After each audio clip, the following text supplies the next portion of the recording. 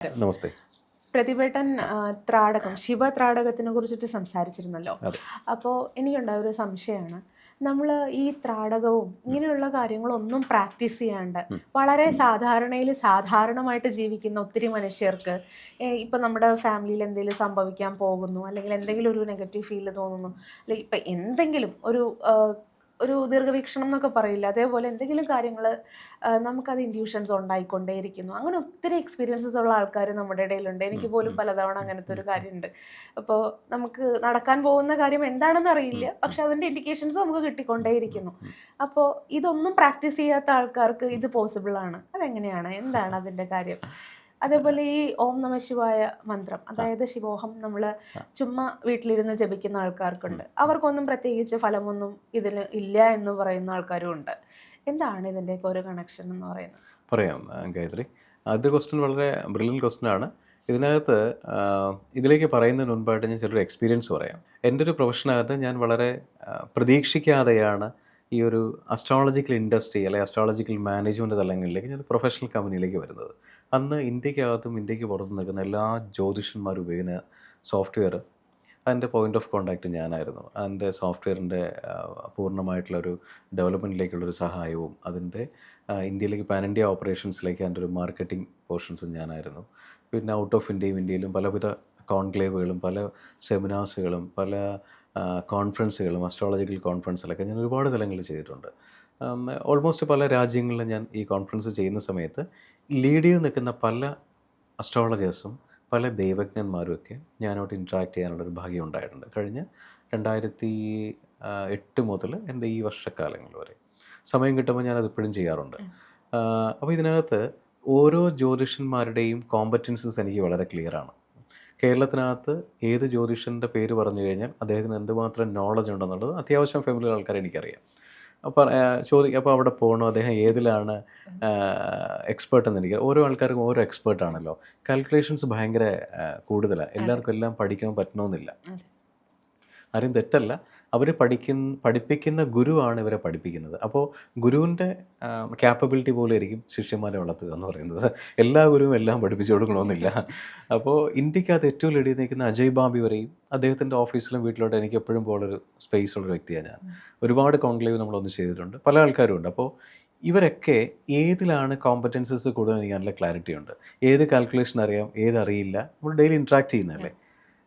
ചില ആൾക്കാർക്ക് ഒന്നും അറിയില്ല, ഞാൻ ആരെയും ബ്ലെയിം ചെയ്യുന്നതല്ല, ഒന്നും അറിയില്ല, പക്ഷേ വളരെ പ്രശസ്തനാണ് ജ്യോതിഷൻ, വളരെ ഫേമസ് ആണ്, ഒരുപാട് ആൾക്കാർ കൺസൾട്ടേഷൻ ഉണ്ട്, അദ്ദേഹം എന്ത് പറഞ്ഞാലും ഫലിക്കും.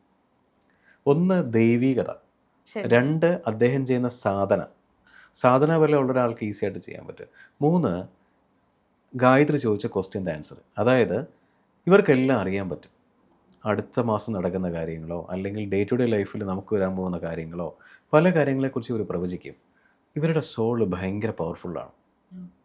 കഴിഞ്ഞ ജന്മത്തിൽ ഇവരുടെ സോള് അത്രയും സാധന ചെയ്ത് നല്ല ഡയമെൻഷൻസിലുണ്ടായിരുന്നൊരു സോളാണ് അല്ലേ. അപ്പം ഈ ഇവിടെ ജന്മമെടുത്ത് നല്ല കർമ്മങ്ങൾ ചെയ്ത് അടുത്ത തലങ്ങളിലേക്ക് പോകാൻ നിൽക്കുമ്പോൾ ഇവർ തിരിച്ചറിവുണ്ടാവില്ല.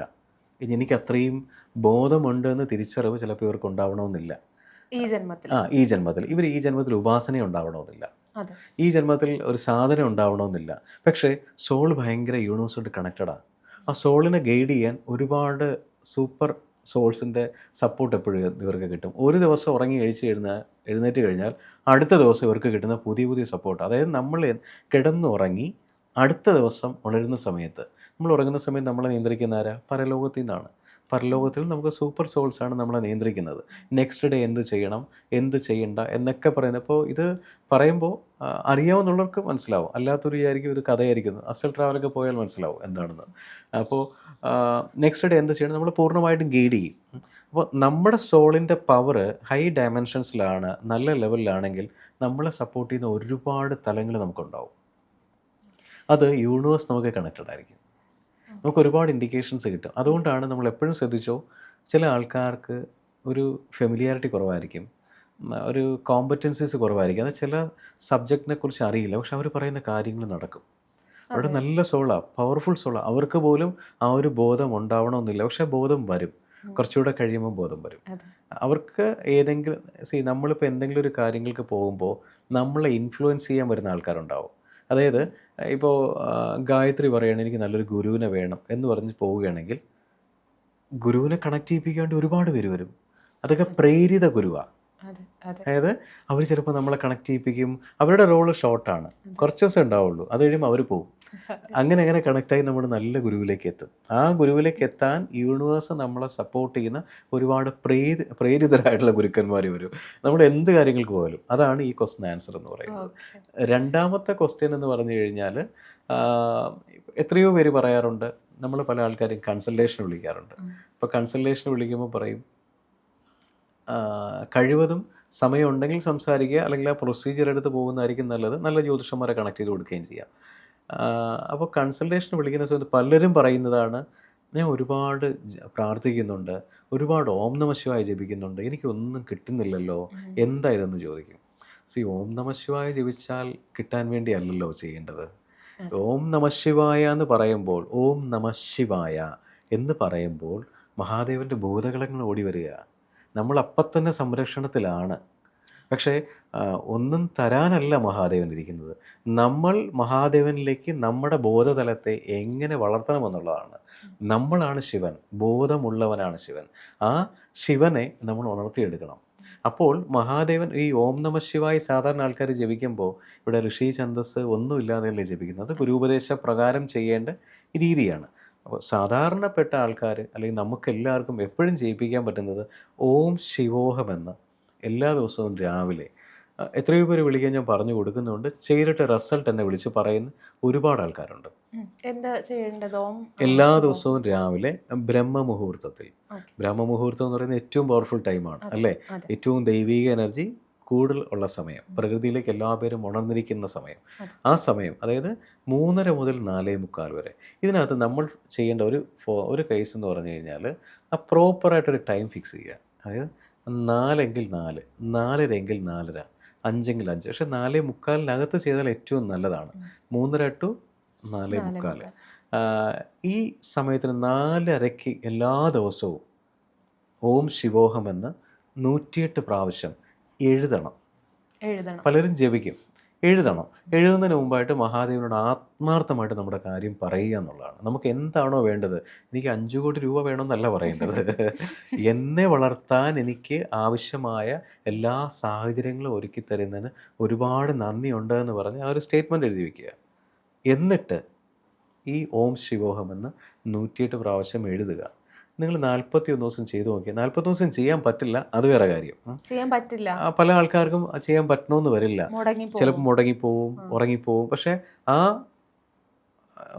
തടസ്സത്തിനെ നമ്മൾ എങ്ങനെ ഓവർ റൂൾ ചെയ്യുന്നു, അതെങ്ങനെ മുന്നോട്ട് പോകുന്നുള്ളതാണ് നമ്മുടെ കഴിവ്. അവിടെ നമ്മൾ അത്രയും വിജിലൻ്റ് ആയിട്ട് 2-3 അലാറം ഒക്കെ സെറ്റ് ചെയ്ത് നമ്മൾ വിട്ടു കൊടുക്കില്ല, വിട്ടുകൊടുക്കാൻ പാടില്ല.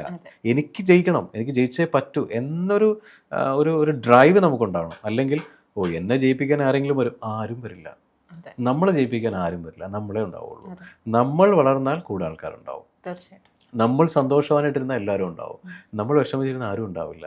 ഒരു സഹതാപ മനോഭാവത്തോടെ വരുന്ന ആൾക്കാരുണ്ടാവും. പക്ഷേ നമ്മൾ ഹാപ്പി ആണെങ്കിൽ 100 പേര് നമ്മൾ വഴി ഹാപ്പിയാവും. അപ്പോൾ നമ്മൾ ജയിക്കേണ്ടത് നമ്മുടെ മാത്രം ആവശ്യം. നമുക്ക് എഗെയിൻസ്റ്റ് ഒരു ശത്രു ഉണ്ടെന്നുണ്ടെങ്കിൽ ആ ശത്രു നമ്മളിലേക്ക് എത്താതിരിക്കണമെങ്കിൽ നമ്മുടെ മാത്രം ആവശ്യം. ഇതൊക്കെ ചെയ്യുന്ന ഒരാൾക്കൊരു ശത്രു വരില്ല. ശത്രു വന്നാൽ ശത്രു നമ്മളിലേക്ക് എത്തില്ല, അവിടെ തീർന്നു പോകും. കാരണം നമ്മൾ ഏറ്റവും വലിയ പ്രാപഞ്ചിക ഊർജത്തിൻ്റെ ഭാഗമായിട്ടാണ് നമ്മൾ നിൽക്കുന്നത്. ഇപ്പം മാനുഷിക ഊർജം അതിലേക്ക് കണക്ട് ചെയ്യാൻ പറ്റിക്കഴിഞ്ഞാൽ ഉണ്ടല്ലോ, അതിനേക്കാളപ്പുറം വരുന്നില്ല. അപ്പോൾ രാവിലെ ഇത് സ്വാഭാവികമായിട്ടും ചെയ്തിട്ട് നമ്മൾ 41 ദിവസം ചെയ്യുകയാണെങ്കിൽ നമുക്കുള്ള മാറ്റം വേറെ ആരും പറയണ്ട, നമുക്ക് സ്വന്തമായിട്ട് അറിയാൻ പറ്റും. ഈ ക്വസ്റ്റ്യൻ ആൻസർ ഗായത്രി ചെയ്തു നോക്കൂ, അപ്പോൾ അറിയാൻ പറ്റും. അതല്ലേ നല്ലത്. ഞാൻ ആൻസർ പറയുന്നത് ശരിയല്ലല്ലോ. ശരി, താങ്ക് യു.